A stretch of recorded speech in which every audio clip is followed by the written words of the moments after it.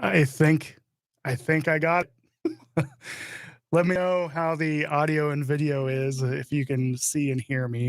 I don't know if my settings are correct right now, so let me know if you can both hear me and see me. How's it going, Ken, Guy, David? Thanks for hanging out with me while I show how unintelligent I am. Oh, yep, you can hear and see me. Is video decent? How's it going, Chris? Can hear and see. All right. So, anyways, just figured I would hang out with you guys for a little bit. Kid is in the other room getting ready to do some filmmaking with his friends, which means he pretty much dominated the house. So I'm just hanging out in here with my dog and figured I'd hang out with you guys while we're live. So, yeah. How are all of you guys doing? Have you guys been doing any photography or anything like that? So, little catching up with Nick. Um, I don't know if you can hear Petra, but she's very upset that we have friends in the other room and she can't go and jump on them. Hey, Paul Thompson, how's it going, sir? Are you still in my neck of the woods? I saw you showing up in Adam's videos. Yeah, so catching up with me, I've had a bunch of workshops already this year. In the Pacific Northwest. I just got done with my Best of the Northwest, and before that, I had multiple in the Olympic National Park and the Palouse region. I had some in the Columbia River Gorge, also Iceland and the Oregon coast. But on this most recent one, let me take a drink. On the very first day, we did this really strenuous hike, and I'm a large man, probably not able to hide that. I'm a large man, not in the best shape in the world, and for probably the past like 5-6 months, I've been struggling with a sports hernia. So if or otherwise known as a strained groin. So I basically have a tear in my abductor muscle, and it's a pretty painful thing. It only hurts me during specific movements, and a lot of times it doesn't hurt at all. My dog is whining. A lot of times it doesn't hurt me at all, but if I do certain movements, like if I'm hiking on a trail and one foot slips and I tense up, oh, it just hurts super bad. So on this really strenuous hike, that was starting to hurt me. And by the time we got to the top, I had essentially strained one of my ab muscles as well. So now I have a strained, pulled abductor muscle and abdomen muscle, and it's been 2 weeks now, and it's still pretty painful. I was super nervous that I have a hernia. Right now, I don't have any signs of an obvious hernia. It's a little it's a little bit difficult to tell with a large belly like I have, but I don't have any guts poking out, so that's good. So that's what I've been dealing with, and all of the stress of like knowing you have an injury, you don't exactly know how bad it is. Will it require surgery? I don't know. Plus, I'm self-employed, which pretty much means I have terrible health insurance. I have like a $7,000 deductible. So anything I choose to do as far as like checkups and imaging, that's pretty much going to be all out of pocket. So I'm seeing a physical therapist right now, and he's kind of, according to what he's diagnosed, he thinks it's just a strained muscles, and that's both good and bad. It means that there's no quick, easy fix. It's going to be a pretty slow healing process. But my guts aren't going to fall out. So I got that going for me. So yeah, Corey brings up a point. I tried golfing yesterday, and which was really stupid. It set me back quite a bit. Should not have done that, but when you want to golf, sometimes you want to golf. So anyways, yeah, planning. Diego says, hey, Nick, when are you planning on releasing the new Photoshop tutorial? Well, it's funny you should ask. I've been putting out some feelers on Instagram about that. Essentially, I know for a fact that I'm going to re-record my Essential Photoshop for Landscape Photography course, because it's getting long in the tooth, and Photoshop has changed a lot since I recorded that. There's a lot of new technologies and a lot of new dialog boxes. A lot of things in Photoshop has changed, as well as inside of Lightroom. And it's time to kind of update what my workflow is with both Adobe Camera Raw and Photoshop. And I just need to update that. So that's on the agenda. And then I'm also going to be coming out with Advanced Concepts 2, which will be coming up pretty soon. But also I'm going to come out with a little surprise next spring. It's actually a very big surprise that I can't really talk about too much, but it's going to be an awesome collaboration of sorts, and that's going to be next spring. But in the meantime, I've got quite a bit of recording to do. So looks like we got people from South Africa. How's it going, Andrew? We got Eric. Good to see me going live. Hope you're feeling better. Keep up the hard work. Is there any way to get the F4 road trip? Not really. If you contact one of us individually, I'm sure we could figure something out. But right now, there's no place on the internet that isn't pirating it, because there's plenty of places that are still selling it that aren't authorized to do so. But technically, it's not on the shelves right now.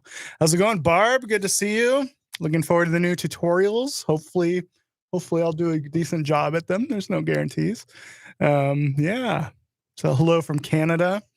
It's fun seeing how many countries are represented in these live streams and in any kind of video. I'm always just blown away by how international the photography community is, or how international and how global my dog is eating a golf ball. Petra, hey. This is what happens when you leave a golf ball on the floor. Hey, from the UK, yeah, I'd love to know what countries are represented in here. How's it going, Nick? Southern California. Any storm chasing coming up? Well, I want to. I've had plans to go down and chase Monsoon Light for, I've been planning on it all year. It's kind of going to be determined by how the healing stuff goes, whether I start to feel better, because I really shouldn't be doing a whole lot of hiking until I am better. Plus, I have an Iceland trip coming up in August. August? Yeah, August. Which is going to be fun, meeting up with a bunch of friends. And I want to make sure that I'm better by then. And which means that I kind of need to take it easy before then and not re-injure myself. Because this is the kind of thing where if I'm not careful, it's just going to... Petra, chill. It's the kind of thing where if I'm not careful, I'm just going to keep re-injuring it. And it's going to be very persistent. So I need to start being careful, because essentially what happens in these strains is, the way it was described to me, is that you tear muscle fibers and then they just don't regrow. And they can try to go in and reconnect it surgically, but it's never the same. And all you can do once those have been disconnected is build up and strengthen what's left. And because of that, I need to be super careful moving forward, unfortunately. Yeah. So there goes my soccer career. Just wanted to say thank you for all the content. It's because of you that I took up photography a few years ago and able to capture my son's baseball games. That's awesome to hear. That's exactly why and how I got into photography, was photographing my son. How many UFO sightings have I had in the darkness of night? Not many, Corey. Not any, actually. Not that I can remember. I've heard weird things, but those were Bigfoot. Those weren't UFOs. How's it going, Clayton? Good to see you, sir. Lewis, also, will the Leave It Better hats come in colors and style, different colors and styles? So right now, let me just show you what I got. Hold on one second.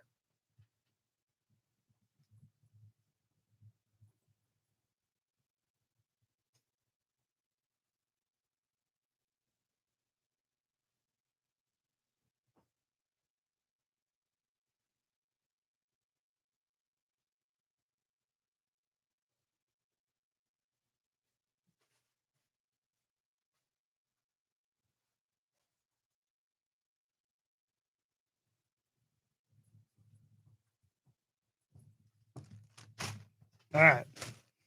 So in the Leave It Better hats, I've got a black snapback. I've got the color that I've got on now, complete with sweat stain. I've got a camo, and I've got a black flex fit, and I have beanies as well as patches. So you can get, if you, for whatever reason, if you wanted to, you can get the patches separate as well. But yeah, so I've got all of these things. And for those of you that haven't heard about these, I did this collaboration with a good friend of mine, Phil, and that creates a similar kind of patch. And all of the proceeds for these currently go to the National Forest Foundation. So essentially, they go in and they replant trees and forests where they've experienced forest fires and burnt the whole damn thing down. This is a company that goes in and replants trees. So 100% of the profits of these go to replanting trees, and we've already raised a couple $1,000s for replanting those forests, and it's a pretty good gig. Plus, cool hats. Like if you're gonna wear something, you might as well wear something that's kind of applicable to the outdoors. That's what I always thought. How's it going, Adrian? Nick, recently out your way in the Hoh River rainforest. Would love to see what you could do with your talents in that environment. It's challenging, isn't it? So I was teaching at the Out of Olympic National Park, and the Hoh Rainforest is in Olympic National Park, and it's challenging. Photographing forest scenes and in those really chaotic rainforests is challenging. And so, like, a lot of times I'm always looking for dappled light hitting parts of the forest and kind of directing the eye that way, or just finding a little stream kind of serving as kind of a path through a frame. It's really challenging to shoot. Would I do a storm workshop with Ryan Dyer? Yeah, I'm a big Ryan Dyer fan. Ryan's such a cool guy, and he's probably the most self-deprecating photographer out there, which makes me get along really well with him. I love it when people don't take themselves too seriously. But I do have plans for a photography. So it's a monsoon chasing workshop next year, and there's plans in the works. It's not set in stone yet, but myself and Mike Mezuel the second. So Mike Mez, he's an awesome storm photographer with a lot of meteorological background. He's kind of been my mentor of sorts for learning a lot of the convective storm stuff, because there's a lot of stuff to know. And right now I know enough to be a danger to myself. But it's when you start taking a group out, you really need to know what you're doing when you're leading a group out into those kind of environments. So I want to make sure that I team up with someone really knowledgeable about the weather aspect, and that is definitely Mike Mez. I should roll with the reed trimmered in the Dominator. Yeah. So the Dominator, if you guys haven't heard of it, this awesome storm chasing vehicle. They have an Instagram. You should check that out. It's pretty impressive. Yosemite Astro Workshop in August. Can you do? I haven't seen a lot of astrophotography in Yosemite. Yeah, with astrophotography, it's a tricky thing to do a astro focused workshop, simply because you can't guarantee that you're going to have perfectly clear skies. Like, there's some places where it's fairly likely. I've thought about doing an Alabama Hills astrophotography workshop. But I've never been brave enough to launch one simply because it's really hard to promise weather and what happens if you get clouds, you know? Hey, Nick, Jose from Puerto Rico. Good to see you, Jose. Thanks for coming. Yeah, so Mike Mez was part of the Z8 campaign. Yep, he's a Nikon guy, incredible photographer. If you haven't checked out his work, I think it's just Mike. What is it? It's MikeMez.com or MikeMezPhotography.com. Anyway, do a search for him. He's good at not only landscape photography, he specializes in volcanoes and storms, but he's good at every type of photography that he's ever done. His aviation photography is really, really good. He's one of those guys that I have great respect for. Yeah. So yeah, that's kind of pretty much what's been up with me. Coming up, I have a camping trip to Iceland coming up in August, meeting up with some friends to do that. I'm also going to be taking my son on his first international trip that time. So that's looking forward to that. Petra, chill. This is Petra. She's a good girl. Come here. Come here.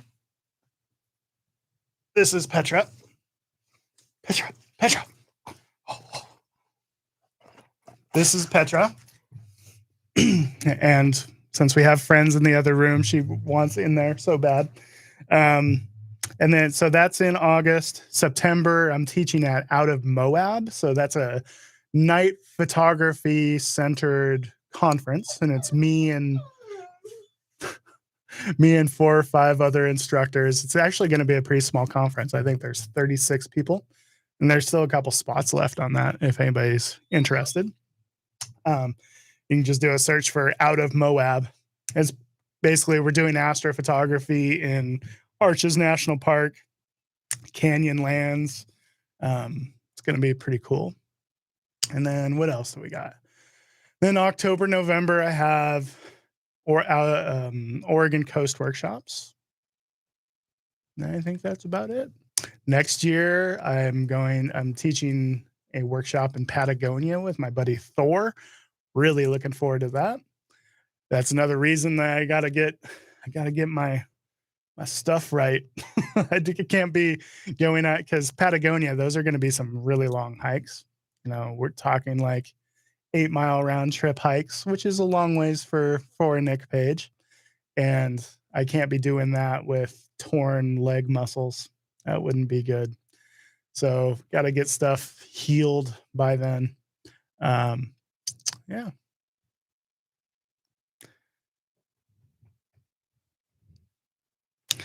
Why did I stop the Kauai trips? So things got more difficult in Kauai simply because a couple of my favorite spots, one of my favorite spots got fenced off during, essentially they put up a fence and a gate and they close that gate anytime the surf is big, which is the very reason you want to go to that location. So that's a bummer. And you can still go around the gate, but I don't want to be the workshop leader that's leading people beyond a gate that they shouldn't go around. So it puts me in a bad spot. And then the other favorite location, KA Beach, they've put in this shuttle service to get out there. And when you're going out for a sunset with a group, it makes it challenging, makes it kind of difficult. So basically logistics. I love Kauai. If there was a place that I would love to just like go and never come back, it would be Kauai. I just love it. Is Gavin Hardcastle a freak or what? Asking for a friend. He's a bit of a freak. He's a bit of a diva. We'll call him a diva. Sorry, I'm late. Can I start over? I haven't really said anything of any significance, so there's no reason to start over. I'm just ranting and raving and drinking beer publicly and telling Petra she's a good girl. Let's see. I'm using TK8 and Lumenzia. They're wonderful. Yeah. I've actually been using TK8 a lot lately. I like the new interface a lot, and I find that it's a little faster than Lumenzia. So You know, when you have them both right there, I've found myself using TK8 a lot more. Gavin is good for a laugh. Yes, he is good for a laugh. He is quite the character. Patagonia local here. Oh, awesome. So I was just talking that I'm going to be down in your neck of the woods next year. Kind of like how they've shuttle service Moraine Lake and Banff. Yep. Similar thing. Like you have to buy and plan your tickets ahead of time. Petra, shh, you're freaking me out, man. Yeah, you have to pay for pay for your ticket on the shuttle service ahead of time. And when you're leading a workshop where, you know, especially certain locations, the conditions have to be right. You can't be planning stuff like that far in advance and expect things to line up well. You know, you're really taking a shot. So it's just a logistical hurdle that I don't really enjoy. Yeah. Can we get a drum solo? I'm sure the audio would be terrible. Plus, my kid is in the other room trying to record a short film, so they probably wouldn't appreciate that. My photography is awesome. Thank you, sir. Most of the time, I'm pretty unimpressed with my photography, but once in a while, I get a photo I like. Using the Maven filters, my first ND filters, and love them. Yeah, they're Maven filters are those magnetic filters I reviewed not long ago, and I'm still using them, still love them, still think they're the best out there. And regrets about switching to Canon? No, not really. The main thing, and somebody asked me this, what's the thing that I miss most about Sony? I think it's going to be like the small light prime lenses. Like I miss the 20 millimeter f1.8. I miss my 24 millimeter f1.4. They were just so small and light and so awesome for video. I miss those. I don't miss the cameras at all. I don't really miss this file size at all. They weren't even smaller and lighter really, but I do miss those little lenses. I miss another lens that I wish that Canon had was the 14 millimeter f1.8 for astrophotography. That's just like the best lens out there right now. What month would I suggest visiting Oregon for capturing high surf and waves? So the best thing you can do is just keep your eye on the extended forecast and try to time it for surf, because you can't predict it too far in advance. You know, the best bet would be like January or February. Look at when the tides are going to be at their most extreme. Those are called king tides. That increases the odds that, like, if you get a king tide and then you get like fairly high surf, it can be pretty dramatic, as opposed to having big surf at a low tide, because big surf at a low tide doesn't do anything.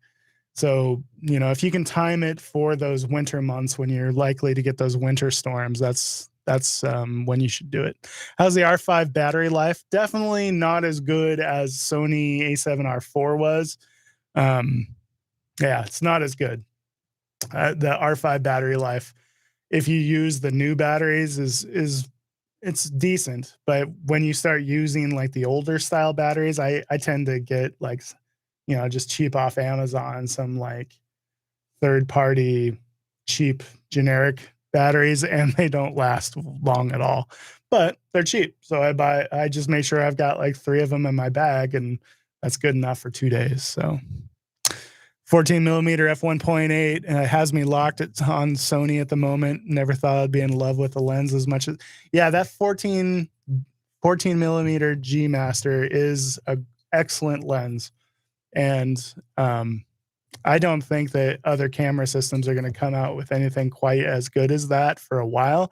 They might come out with, kind of like Sigma did, they might come out with a large, heavy version of it that's as sharp and stuff. But the thing that makes that Sony G Master so nice is just how light and compact it is.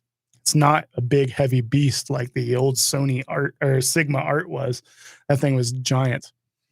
What was my very first camera starting out? My very first camera was a Canon Rebel T3i with a nifty 50. Let's see. Best place for astro I've ever been.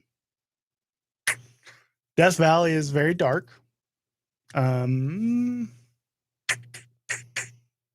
So is Iceland. But I'm partial to night photography in Iceland because the aurora borealis is awesome. Aurora is so much more interesting to me than a Milky Way because it's changing, it's moving, and every frame is different and it's in different directions. And you can, when you get a good aurora storm, you can find compositions in any direction kind of, and it's more engaging. It's way more exciting. The thing that kind of got me burnt out on a lot of night photography is that it's like photographing scenes with the exact same sky in it over and over and over. It's like photographing the same sunset over and over. Like here's this rock with a Milky Way. Here's a truck with the Milky Way. Here's this with the Milky Way. It starts to feel very repetitive. And what I like about aurora borealis is that it's never the same twice. And it's not repetitive, and it's moving and it's flowing, and it's like photographing water kind of. Let's see. What third-party lens do I like the most for astro? Well, it kind of depends on which camera system. Petra, one moment, please.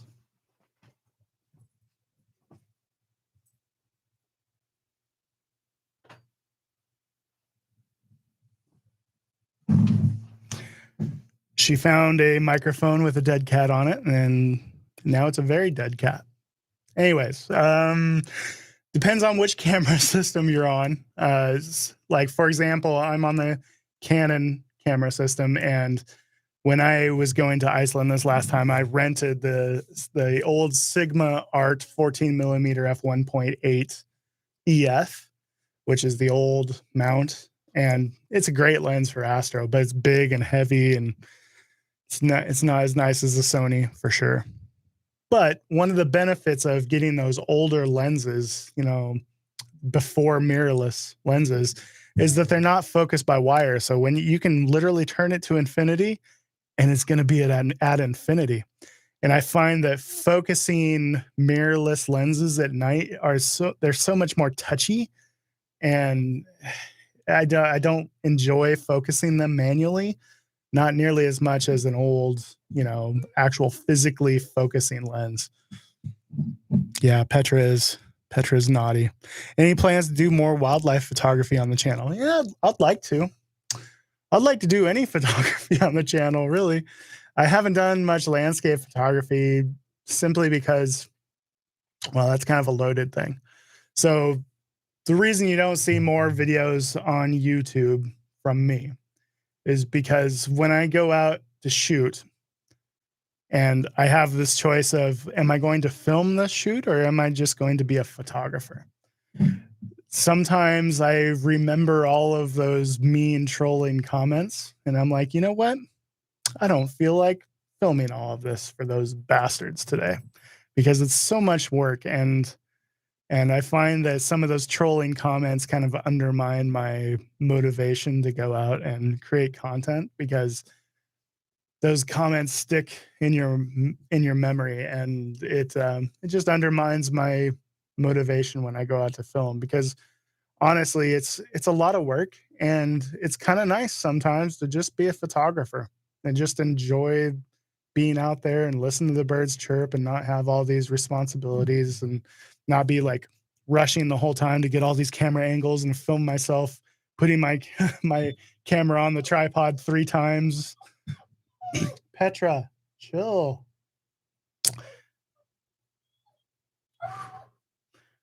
Poor Petra. Petra, come here. Lay down. Sorry. Lay down. Down. Down. Relax. We'll see if that lasts. Sometimes it's nice just to be a photographer, and some of those mean comments just undermine my motivation, I guess is what I'm saying. How did I get into photography? So that's a loaded one. I used to be a golf course green. Here's the quick story. I used to be a golf course greenskeeper. Hurt my back really bad on the job. Herniated disc. And while I was waiting for surgery, the surgery wasn't going to happen for a month and a half. And my nerve pain was so extreme that I was literally bedridden for a month and a half. And so rather than sitting and watching reruns and watching television, I decided to try to learn something. And that something happened to be photography. I didn't own a camera or anything, but I just was like, I'm kind of interested in filmmaking, whatever. I'll just start watching photography tutorials. And I started watching all these tutorials, and I didn't own a camera or anything yet. And for a month and a half, I sat there and watched photography and videography tutorials. And after I had my surgery, picked up my first camera, already knew how to shoot in manual because, you can learn a lot in a month and a half of nothing to do. And I got my first camera and started taking pictures of my kid, and then the neighbor wanted pictures of their kid. And turns out like I really liked photography, and it just snowballed. And within a year of getting that first camera, I was making more from photo shoots on the weekends than I was from my day job all week. And that gave me the courage to quit my day job and go full time. And for a long time, I was Nick, the portrait, wedding, real estate, sports photographer. And then I slowly started to do more landscape photography and realized that I loved that most. And then I slowly phased everything else out. So yeah. F the trolls. I 100% agree. Trolls it's just, what I should do? I should just not ever even look at the comments. But I like the idea of actually having a two-way conversation with my audience and the people that take the time to watch my videos and follow me. And so I feel I want to read the comments because that's your voice, The problem is mixed in with your voice are all of these people that are just sitting in their mom's basement, leaving mean comments on every channel that they watch because they have no life. And for some reason, I let it get to me because it's just human nature. At least it's human nature for those of us that are like me that give a damn. I wish I had thicker skin than I do, but I just don't have as thick a skin as I wish that I had.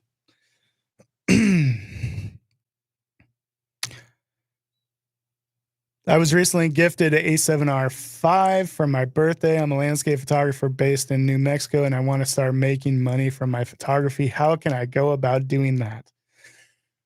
Making money from landscape photography is not easy. And, there's different ways of doing it.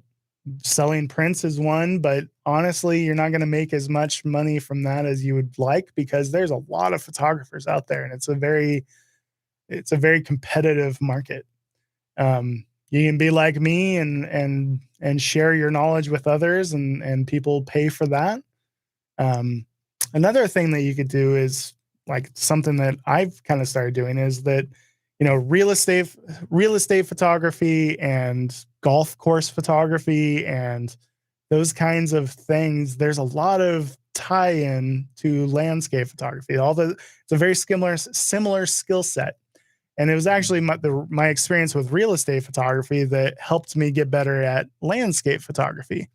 And so, I know you love landscape photography, but going out and shooting some real estate once in a while, that's a great way to pay for that new lens. And it's a very similar skill set. You go in with your tripod, bracket your images, expose for your highlights. It's all the same.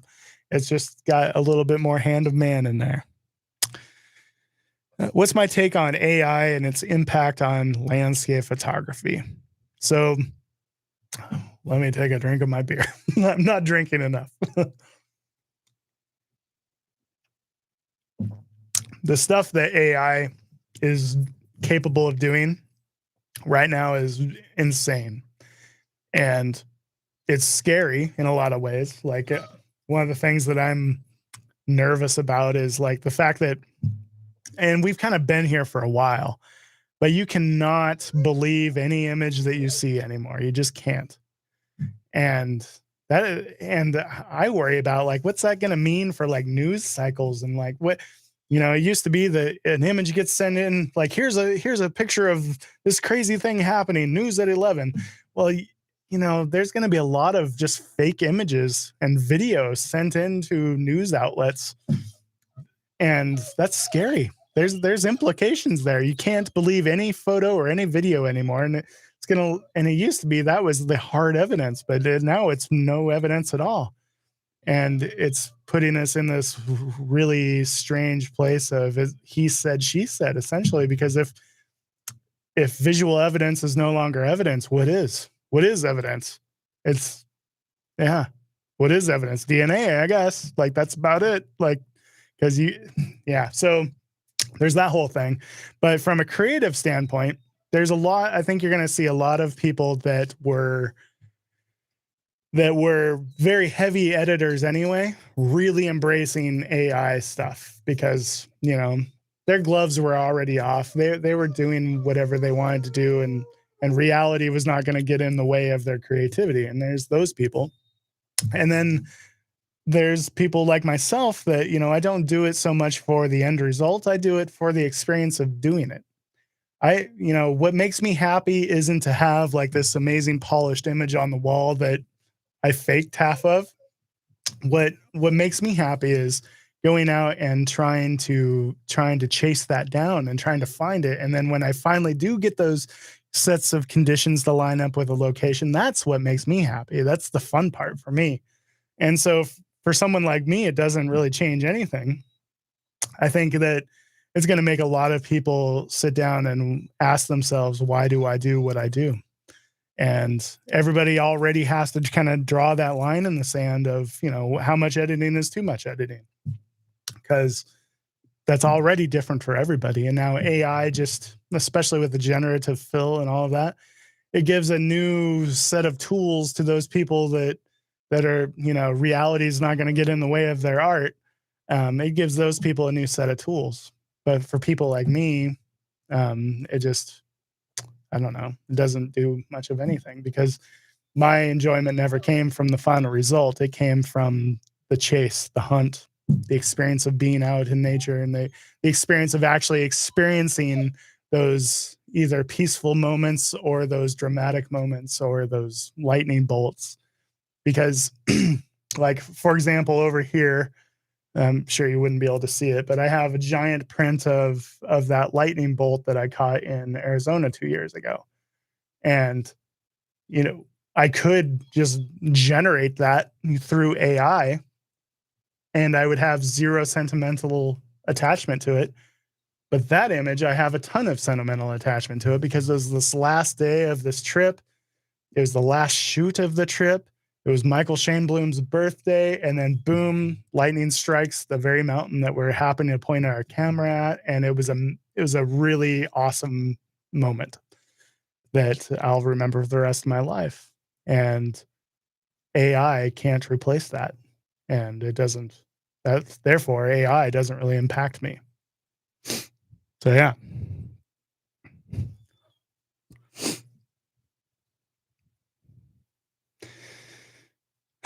So F8 road trip coming soon? Probably not.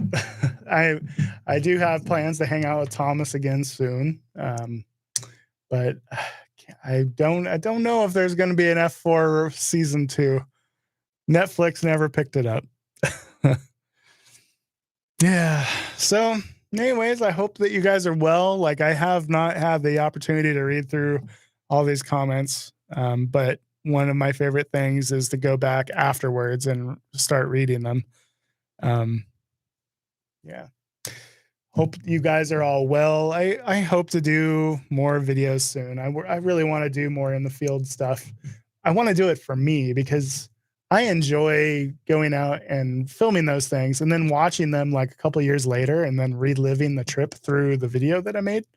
It's a nice, some people look at photo albums for that, but it's really fun to look back at an old video that I put together. And I usually fast forward through the parts that I talk in, because I get really annoyed at hearing myself just blabber on about things. It's part of why I enjoy making the videos with no speaking. It's because I don't have to listen to myself ramble. Those are my favorite to make. But I enjoy going back and rewatching them after it's been a couple years, and maybe I forgot about that trip, and and it's a fun little time capsule. And the further back in my catalog I go, I start to see back before my beard started going all ZZ Top, and it's kind of fun for me. Yeah, so I'm gonna let you guys go. I only drank this much of my beer because I've been talking too much. I was supposed to drink this publicly, and I barely even sipped it. I'll keep you guys posted on the state of my being. Basically, you know, it's basically like all of my lower abs feel just a little bit torn, which is not a good feeling at all. And when you combine like strained lower abs with, you know, the stiffness that I get in my back, just because I have had 2 back surgeries and I have a bad back. So when I wake up in the mornings, I normally always have a stiff back, but to also have like a painful front, I feel 40. I'm 43 years old, and some days I feel 73 when I get up, because it's just damn, like the lack of core strength. It's not strength so much. It's just my core hurts. 360 degrees. It all just hurts. It sucks. So the goal is I'm going to start losing a little bit of weight. Hopefully losing weight will take some of the stress off of my body, and hopefully I can actually lose that weight. I've always been a big dude, but yeah. Anyways, guys, I've rambled enough. I'll do my best to get a video out someday soon, and maybe leave a thumbs up before you leave, because that's the only gratification I get anymore. I hope you guys are all well. We'll see you in the next video, and take it easy, everybody. I guess I end every video that way, don't I? Anyways, cheers. We'll catch you guys later. Bye-bye.